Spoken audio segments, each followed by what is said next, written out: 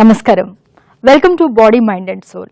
వృద్ధుల్ని నిర్లక్ష్యం చేస్తున్నారు, వయసు మళ్ళిన వాళ్ళని నిర్లక్ష్యం చేస్తున్నారు అనే మాట ఈ మధ్య ఎక్కువగా వినిపిస్తుంది. మన భారతదేశం ప్రపంచ దేశాలకు ఆదర్శం. తల్లిదండ్రులంటే దైవ సమానంగా అని భావించే కల్చర్ మనది.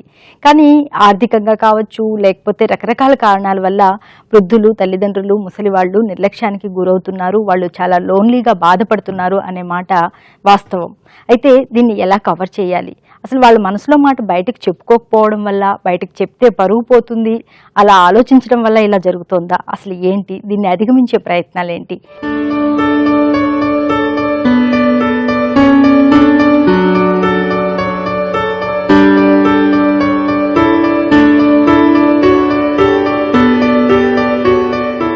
ఈ విషయాల గురించి తెలియజేయడానికి ఇవాళ మనతో ఉన్నారు సైకాలజిస్ట్ డాక్టర్ పద్మజ గారు. వారిని అడిగి మరిన్ని వివరాలు తెలుసుకుందాం. నమస్తే అండి. మామూలుగా తల్లిదండ్రులు అంటే దైవ సమానులు.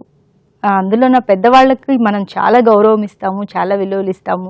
వాళ్ళ విషయాలు, వాళ్ళు చెప్పే అనుభవాలే మనం పాఠాలుగా తీసుకొని మనం ప్రవర్తించుకుంటూ ఉంటాం. అలాంటిది ఈ మధ్య సొసైటీలో ఎక్కువగా వినిపిస్తున్న మాట, పెద్దవాళ్ళు కొంచెం నిర్లక్ష్యానికి గురవుతున్నారు. అంటే ఏ రకంగా అసలు ఈ నిర్లక్ష్యం అంటే ఏంటి? భాగాలు చేసుకుందామమ్మా, మీరు పెద్ద ప్రశ్న అడిగారు. అందులో కొన్ని భాగాలు ఉన్నాయి. అసలు పెద్దవాళ్ళు అంటే వయసు ఏంటి? మనకంటే కొంచెం దానికి ఒక డెఫినేషన్ అంటూ ఉంది. మన national policy on elder persons జనవరి 1999 లో వాళ్ళ నిర్వచనం ప్రకారం 60 ఏళ్లు పైబడ్డ వాళ్ళని రిటైర్మెంట్ అయిపోయిన వాళ్ళు సాధారణంగా, ఆ తర్వాత రిటైర్ అయ్యే వాళ్ళు కూడా ఉన్నారు. ఎనీవే సాధారణంగా 60. అయితే 60 ఏళ్లు పైబడినంత మాత్రాన నిజంగా వాళ్ళకి ప్రొడక్టివిటీ లేదా, ఇంకా వాళ్ళకి ఇంకేం వర్క్ జనరేట్ చేయలేరా, నిజంగానే ఓ మూల కూర్చుంటున్నారా అంటే అలా ఏం లేదు. చాలా 70-80 దాకా కూడా యాక్టివ్ గా ఉండేవాళ్ళు మనకు కనిపిస్తూనే ఉంటారు.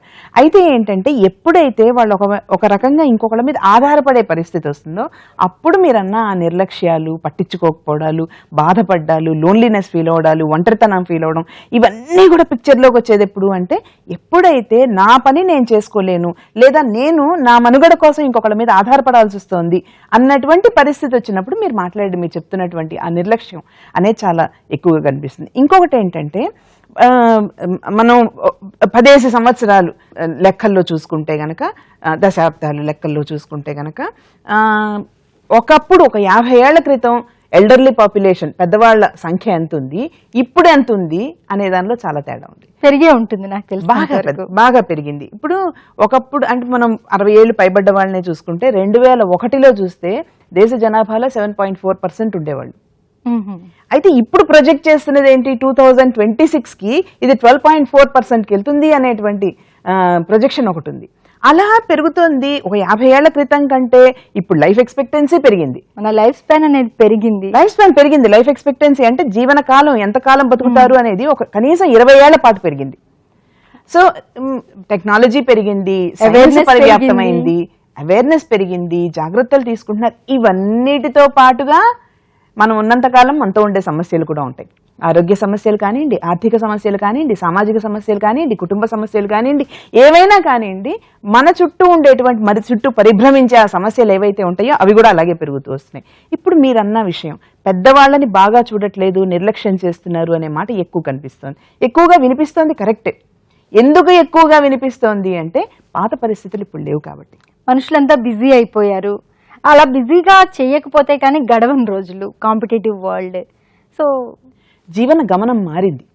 ఇది వరకు ఒకప్పుడు నిదానంగా ఉండేటువంటి జీవన గమనం కొంత నిదానంగా, ఇప్పుడుతో పోలిస్తే, అంటే ఎప్పుడు నిదానం కాదు, ఎప్పుడూ వేగమే, ఏ కాలానికి ఆ కాలానికి వేగమే. ఇప్పుడు మరింత వేగవంతమైంది. మనం యాక్సిలరేటెడ్ పేస్ ఆఫ్ లైఫ్ అంటాం చూడండి, అలా విపరీతమైన వేగంతో దూసుకుపోతుంది. ఇది వరకు చదువులు కానీ, ఇదివరకు వృత్తి వ్యాపారాలు కానీ, ఇదివరకు ఎవరెవరు ఉద్యోగాలు చేస్తారనేవి కానీ, ఇవన్నీ కూడా తేడాలు ఉండేవి. ఇప్పుడు తేడాలున్నాయి. ఇప్పుడు ఇంకొకళ్ళ మీద ఆధారపడే పరిస్థితి వచ్చినప్పుడు పెద్దవాళ్ళని ఎవరు చూసుకుంటారు? ఇది కేవలం పెద్దవాళ్ళకే కాదమ్మా, పిల్లలకు కూడా. అది మనం నవ్వులాటగా మాట్లాడే విషయం కాదు, అది జనరల్ గా నిజంగా వాళ్ళు జెన్యున్ గా ఫీల్ అవుతున్నటువంటి విషయం. అటు పిల్లల్ని వాళ్ళకి టైం స్పెండ్ చేయలేక, ఇటు పెద్దవాళ్ళతోనూ టైం స్పెండ్ చేయలేక, రకరకాల ఫ్రస్ట్రేషన్స్, వాళ్ళ ఒత్తిళ్లు ఏవైతే ఉన్నాయో ఉద్యోగాల్లో కానీ, వ్యాపారాల్లో కానీ, వాళ్ళ వృత్తి ధర్మాల్లో కానీ, వాళ్ళ జీవన విధానాల్లో కానీ ఉండేటువంటి రకరకాల ఒత్తిళ్లన్నీ ఎవరో ఒకళ్ళ మీద చూపిస్తారు. ఆ ఒకళ్ళు దురదృష్టవశాత్తు ఇంట్లో పెద్దవాళ్ళు అటు పిల్లలు అయినప్పుడు వాళ్ళు వాళ్ళు అక్కడ అనుభవించాల్సి వస్తుంది, వేదన అనుభవించాల్సి వస్తుంది. ఇది ఒక స్థాయి దాటినప్పుడు అబ్యూజ్ అంటున్నాం. మామూలుగా ఏదో చిరాకులు పరాకులు, ఇంతలోనే చిరాకు చూపించడం, అంతలోనే మళ్ళీ ప్రేమ చూపించడం, ఇవి ఏ కుటుంబంలో అయినా ఈ ఎత్తుపల్లాలు వేవ్ మోషన్, అది కామన్. బ్యాలెన్స్ చేసుకుంటూ వెళ్తూ ఉండడం కామన్. అయితే అది గనక ఆ ఫ్రస్ట్రేషన్ విపరీతమైపోయి, లేదా ఫ్రస్ట్రేషన్లు అదొక సాకుగా మాత్రమే వాడుకొని వీళ్ళని ఒక పంచ్ బ్యాగ్ లాగా, వీళ్ళని పెద్దవాళ్ళని కానీ ఈ పిల్లల్ని కానీ వాళ్ళని ఒక పంచ్ బ్యాగ్ లాగా వాడుకుంటున్నారు అనుకోండి, వాళ్ళ ఉద్దేశమే అదనుకోండి, వీళ్ళకి హాని కలిగించడం. అసలు అబ్యూజ్ అంటే దాని అర్థమే అది కదా, ఒకళ్ళకి హాని కలిగించడం లేదా హాని కలిగేందుకు దోహదపడే పరిస్థితులు కల్పించడం. ఆ ఇబ్బంది కలిగించడం, ఆ హాని కలిగించడం అనేది అది కూడు విషయంలో కావచ్చు, నీడ విషయంలో కావచ్చు, గుడ్డ విషయంలో కావచ్చు, ఆరోగ్యం విషయంలో కావచ్చు, ఏదైనా కావచ్చు. ఇంకా ఏదైనా ఆ మనిషికి సంబంధించిన అవసరాల్లో ఏదైనా కావచ్చు. కనీస అవసరాలు, తర్వాత ముఖ్యమైనటువంటి అవసరాలు, వీటిల్లో దేనికైనా కావచ్చు. ఇలాంటి సందర్భాల్లో ఏమవుతుందంటే అవతల వ్యక్తి తీవ్రమైన వేదనకి అవుతాడు. అలా వేదనకి గురైన వ్యక్తికి అసలే వృద్ధాప్యం. మనం ఎరిక్సన్ అని ఒక సిద్ధాంతకర్త ఉన్నాడమ్మా, ఆయన ఒక స్టేజెస్ లైఫ్లో, జీవిత గమనంలో స్టేజెస్ గురించి మాట్లాడతాడు. ఈ వృద్ధాప్యం అనే స్టేజ్లో ఏమవుతుందంటే వాళ్ళకి నేను ఇంకేమీ ప్రొడక్టివ్గా నేనేమి కాంట్రిబ్యూట్ చేయలేను, ఈ జీవితం ఏముంది ఇలా నిలబడిపోవాల్సిందే. ఆ నిలకడ కూడా ఎలాగా స్టేబుల్గా ఉండేది కాదు. ఇందులో ఎప్పుడు ఎలా ఉంటుందో తెలియదు, హెల్త్ ప్రాబ్లమ్స్, రకరకాల అభద్రతా భావాలు, ఇలాంటి పరిస్థితి ఉండేటువంటి స్టేజ్ ఇది ఈ వృద్ధాప్యం అనేది. అలాంటప్పుడు ఒక పక్క వాళ్ళలోనే సొంతంగా ఇంకా నేను ఎందుకు పనికిరాను, నేను ఎందుకు ఉపయోగపడే వ్యక్తిని కాదు అనేటువంటి భావన ఉండొచ్చు. అది కాక తనని సరిగ్గా చూడట్లేదు, తను వాళ్ళ కుటుంబానికి భారమైపోయాను అనేటువంటి ఆ ఫీలింగ్, బాధ కావచ్చు, వేదన కావచ్చు. అలాగే పదే పదే అవతలి వ్యక్తి నువ్వు నాకు భారం అన్నట్టుగా పొడుస్తున్నప్పుడు కలిగేటువంటి వేదన కావచ్చు, అది గాయం కావచ్చు. అలాగే లోన్లీనెస్ కావచ్చు. ఈ టైంలో ఏంటంటే ఒక్కొక్కసారి కొన్ని సందర్భాల్లో రకరకాల పరిస్థితులు కనిపిస్తూ ఉంటాయి మీకు ఈ వయసులో. అనసూయ అని ఒక ఆవిడ ఈమెయిల్ పంపించారండి, ఒకసారి చదివి వినిపిస్తాను. మా పిల్లలిద్దరూ కూడా మ్యారేజ్ అయ్యి యుఎస్లో ఉంటున్నారు. కొడుకు కోడలు యుఎస్ వెళ్ళినప్పటి నుంచి మాకు పెద్దగా ఫోన్లు చేసేవాళ్ళు కాదు, మమ్మల్ని పెద్దగా పట్టించుకునేవాళ్ళు కాదు. మేము ఫోన్ చేసినప్పటికీ ఇప్పుడు మేము డిస్టర్బ్ అవుతాము, ఈ టైంలో ఫోన్ చేయకండి, మళ్ళీ చేస్తాము, వర్క్లో ఉన్నాము, ఇలా రకరకాల కారణాలు చెప్పేవాళ్ళు. సరే, వాళ్ళకి గుర్తొచ్చినప్పుడు వాళ్ళు ఫోన్ చేస్తారులే, మనం ఎందుకు డిస్టర్బ్ చేయడం అని మేము కూడా పెద్దగా డిస్టర్బ్ చేయకుండా మా వ్యాపకాల్లో మేము మునిగిపోయాము. ఏదో మారుమూల బాధ అనేది ఉంటుంది, కానీ మేము అలా దాన్ని కవర్ చేసుకుంటూ వచ్చాము. ఈ మధ్యనే మా కోడలు ప్రెగ్నెంట్ అని తెలిసింది. అది కూడా తనకి 8th month వచ్చే వరకు మాకు చెప్పలేదు. డెలివరీ డేట్ దగ్గర పడేటప్పటికి మాకు చెప్పి డెలివరీ డేట్ దగ్గర పడుతుంది, మీరు రావాలి అంటున్నారు. ఇన్ని రోజులు మమ్మల్ని నెగ్లెక్ట్ చేసి ఇప్పుడు మాత్రం మేము గుర్తొచ్చామా అని చాలా బాధగా ఉంది. కానీ అలా అని వదిలేస్తే ఎలా, కొడుకు కోడలు కదా, వెళ్ళాలని కూడా అనిపిస్తూ ఉంది. మనవరాలో పుడితే చూసుకోవాలని కూడా కోరికగా ఉంది. ఏం చెయ్యాలి? ఈ బాధను పక్కకు పెట్టి మమ్మల్ని పట్టించుకోవట్లేదనే బాధను పక్కకు పెట్టమంటారా, వెళ్ళమంటారా అర్థం కావట్లేదు అంటూ రాశారండి. అనుబంధాలకి బంధాలకి మొదటి నుంచి గనక విలువనిస్తూ వస్తే గనక ఈ సమస్య అంతగా కనిపించదు. కాకపోతే ఏమవుతోందంటే ఇంకొక చోటికి వెళ్ళినప్పుడు మనకి జగ్రాఫికల్గా లొకేషన్ వేరు, అలాగే టైం జోన్ వేరు. వాళ్ళ టైం జోన్ మన టైం జోన్ మ్యాచ్ అవ్వవు, వాళ్ళ టైమింగ్స్ మన టైమింగ్స్ మ్యాచ్ అవ్వవు. వాళ్ళు ఆఫీసుల్లో ఉండే టైంలో, వాళ్ళు వర్క్లో ఉండే టైంలో మనం నిద్రపోతూ ఉంటాము, మన నిద్ర టైము వాళ్ళ నిద్ర టైము మ్యాచ్ అవ్వవు.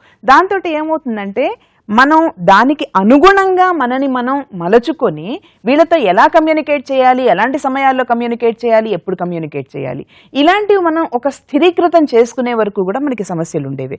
కమ్యూనికేషన్ గనక మీకు తక్కువ ఉంటే, నేను వాళ్ళని సమర్థించట్లేదండి, దయచేసి మీరు అలా అనుకోవద్దు, కానీ కమ్యూనికేషన్ అవతల వైపు నుంచి లేనప్పుడు మనం కనుక ఒక అడుగు ముందుకు వేసి, వాళ్ళు కాల్ చేయలేకపోయినా కూడా మనకి ఇప్పుడు రకరకాలు ఉన్నాయి. ఉదాహరణకి ఇవాళ కేవలం ఫోన్ల మీదే ఆధారపడాల్సిన అవసరం లేదు, ఫోన్ కాల్ మీదే ఆధారపడాల్సినటువంటి అవసరం లేదు. మనకి వాట్సాప్లు, స్కైప్లు, ఇవన్నీ కూడా అవకాశాలు చాలా ఉన్నాయి. వాళ్ళకి వీలైన సమయంలో కనీసం అప్పుడప్పుడు అయినా మనం టచ్ చేస్తూ ఉన్నాం అనుకోండి, అప్పుడప్పుడు అయినా సరే మనం కమ్యూనికేట్ చేస్తూ ఉన్నాం అనుకోండి, వాళ్ళు కూడా ఆ బాధ్యత ఫీల్ అవ్వాలి.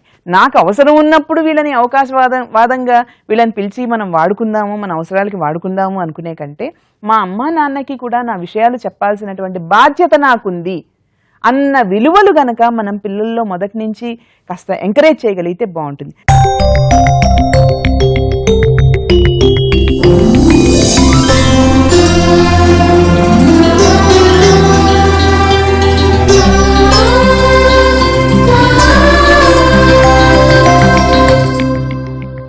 ప్రతి ఫ్యామిలీలోన పేరెంట్స్ ఉంటారు, అత్తమామలు ఉంటారు, ఇంకా మామలు తాతలు అందరూ ఉంటారు. ఆల్మోస్ట్ అందరికీ కూడా అఫెక్షన్స్ అవన్నీ ఉంటాయి. చూసుకోవాలని మన కల్చర్ అలాంటిది, చూసుకోవాలని వాళ్ళతో బాగుండాలని అనుకుంటారు. బట్ ఈ బిజీ షెడ్యూల్ వీటి వల్ల కొంచెం దూరాలు అవి పెరగచ్చు, అంతేకాని అది పెద్ద అబ్యూస్ వరకు దారి తీసే పరిస్థితి ఏందంటారు? మనం మాట్లాడుతున్నది ఒక టిపికల్ మిడిల్ క్లాస్ ఫ్యామిలీ. మీరు చదివిన ఉత్తరం కానీ మనం ఇప్పుడు మీరు మాట్లాడుతున్న విషయం కానీ రకరకాల స్థాయిల్లో కూడా అబ్యూస్ గురించిన రిపోర్ట్స్ ఉన్నాయి. కారణాలు ఏంటి అంటే ఇంతకు ముందు కూడా మనం ఇప్పుడు దీనికి పూర్వం సెగ్మెంట్ లో మనం మాట్లాడుకున్నట్టుగా మోడర్నైజేషన్, అర్బనైజేషన్, గ్లోబలైజేషన్, అట్లాగే transformation in the family structures, మారుతున్నటువంటి కుటుంబ వ్యవస్థ, మారిపోయినటువంటి కుటుంబ వ్యవస్థ, జాయింట్ ఫ్యామిలీ బ్రేకప్, ఇలా రకరకాల కారణాల వల్ల ప్రాబ్లం ఏమవుతుందంటే మనం ఒక జీవన గమనంలో మొదటి నుంచి చూసుకున్నాం. పిల్లల్ని చూసుకోవడానికి ఒకప్పుడు ఇంట్లో పసిపిల్లలు ఉన్నారు, చిన్నపిల్లలు ఉన్నారు, వాళ్ళని చూసుకోవడానికి ఒకప్పుడు ఇంట్లో పెద్దవాళ్లే సరిపోయేవాళ్ళు, కంపల్సరీ వాళ్ళే ఉండాల్సి వచ్చేది. ఒక పరిస్థితిలో తల్లి ఉద్యోగంలో ఏ టీచర్ గానో లేకపోతే ఇంకొక చోట ఉద్యోగం చేస్తున్నప్పుడు ఆవిడని వెళ్ళనీలే, ఒకళ్ళు కాకపోతే ఒకళ్ళు చూసుకుంటారు అనే పరిస్థితి ఉండేది. తర్వాత క్రమేపీ జాయింట్ ఫ్యామిలీ బ్రేకప్ అయింది. ఒకవేళ తల్లి ఉద్యోగం చేయకపోయినా ఆవిడ వేరే పనిలో బిజీగా ఉన్నప్పుడు డిస్ట్రిబ్యూషన్ ఆఫ్ వర్క్ ఉండేది కదా. జాయింట్ ఫ్యామిలీ వల్ల అన్ని లాభాలే ఉన్నాయని నేను బోలెడు నష్టాలు ఉండేవి, కానీ డిస్ట్రిబ్యూషన్ ఆఫ్ వర్క్ కూడా ఉండేది. ఆవిడ ఇంకో పనిలో ఉన్నప్పుడు మరొకళ్ళు చూసేవాళ్ళు, తల్లే చూడాలని ఉండేది కదా. ఇప్పుడు పరిస్థితి అట్లా కాదు. ఇప్పుడు కూడా తల్లే చూడాలన్న పరిస్థితి లేదు, ఎందుకంటే తల్లులు ఉద్యోగాలు చేసుకుంటున్నారు కాబట్టి. ఇప్పుడు అటు పెద్దవాళ్ళకి అవకాశం దొరకట్లేదు వాళ్ళ పిల్లలకే సహాయం చేయడానికి. ఇక పోను ఈ జనరేషన్స్ ముందుకు వెళ్లే కొద్దీ కూడా ఈ పరిస్థితులు ఇంకా పెరిగేవే. న్యూక్లియర్ ఫ్యామిలీ సెటప్ లోకి వచ్చిన తర్వాత వాళ్ళ పిల్లల్ని వాళ్ళు చూసుకోవడానికి వాళ్ళకి టైం ఉంటేనే గొప్ప అన్న పరిస్థితి. అందులోనూ మల్టిపుల్ రోల్స్ ప్లే చేస్తున్నారు ఇప్పుడు, ముఖ్యంగా స్త్రీలు.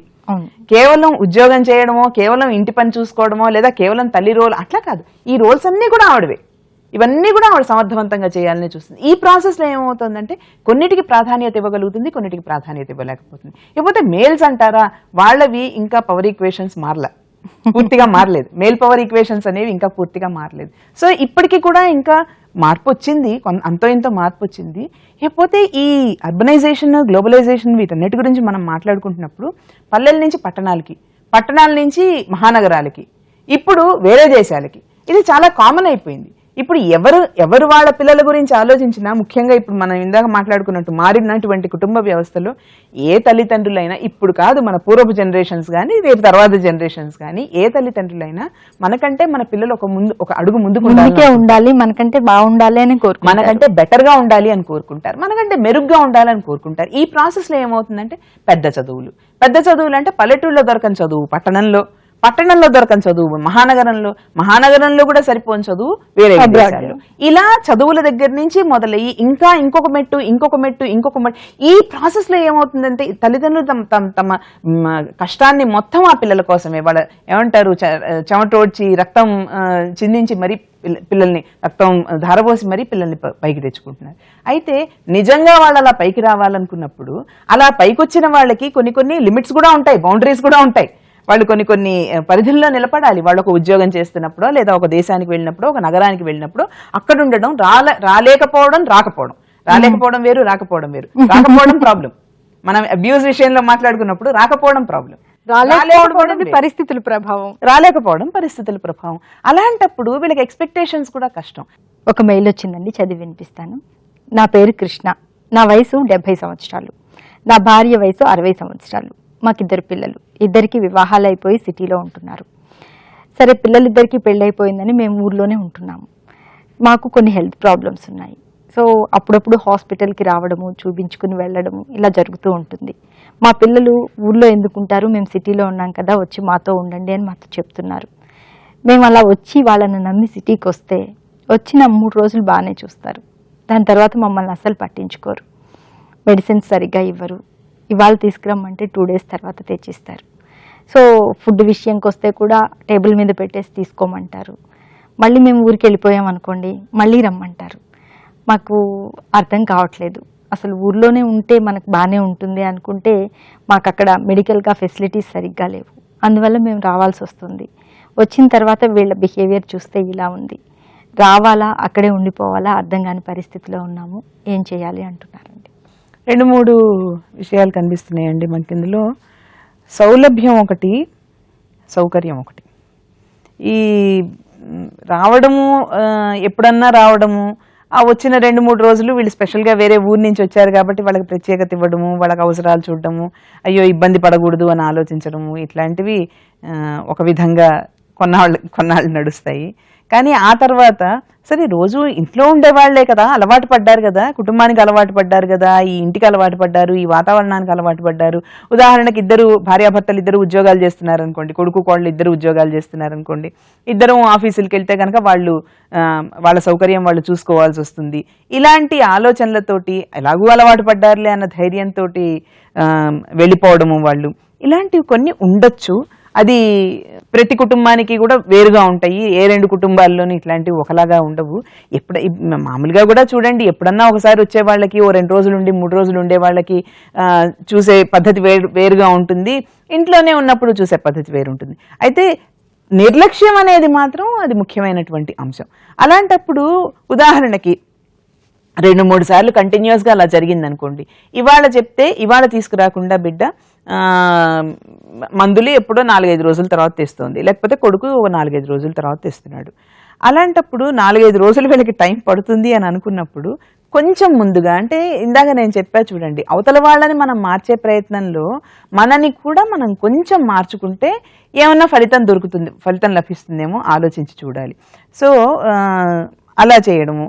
రెండోది, అక్కడి నుంచల్లా ఇక్కడికి కేవలం వైద్యం కోసం వచ్చారు కాబట్టి స్పెసిఫిక్గా వీళ్ళని వెంటనే వాళ్ళు టైం పెట్టుకొని వచ్చారు, అపాయింట్మెంట్ తీసుకొని వచ్చారు, లేదా వీళ్ళ కోసం మనం అపాయింట్మెంట్ తీసుకున్నాము, ఆ టైంలో వచ్చారు వీళ్ళు కాబట్టి వీళ్ళని మనం ఖచ్చితంగా తీసుకెళ్లాలని వాళ్ళు ముందు ప్లాన్ చేసుకొని సెలవులు పెట్టుకొని, లేదా సెలవు రోజుల్లో అరేంజ్ చేసుకొని, అలాంటివి వేరుంటాయి. అలా కాకుండా రోజు అక్కడే ఉన్నారనుకోండి, వాళ్ళ వృత్తి వ్యాపారాలు, వాళ్ళ ఉద్యోగాలు, ఉద్యోగ ధర్మాలు, వాళ్ళ మీటింగులు, వాళ్ళ కూటి కోసం కోటి తిప్పలు ప్రతి వాళ్ళకి, అలా అందులో నిర్లక్ష్యం చేయడానికి కూడా అవకాశం ఉంటుంది. అవకాశం ఉండి కూడా వాళ్ళు నిర్లక్ష్యం చేస్తున్నారు అనుకుందాం, అలాంటప్పుడు మాత్రం వీళ్ళు మాట్లాడాల్సినటువంటి అవసరం ఉంది. ఈ నిర్లక్ష్యం కుటుంబంలో ఉన్నటువంటి పెద్దవాళ్ళు నిర్లక్ష్యానికి గురవుతున్నారు అనే భావన అసలు ఎంతవరకు కరెక్ట్? దీన్ని ఎలా అధిగమించాలి?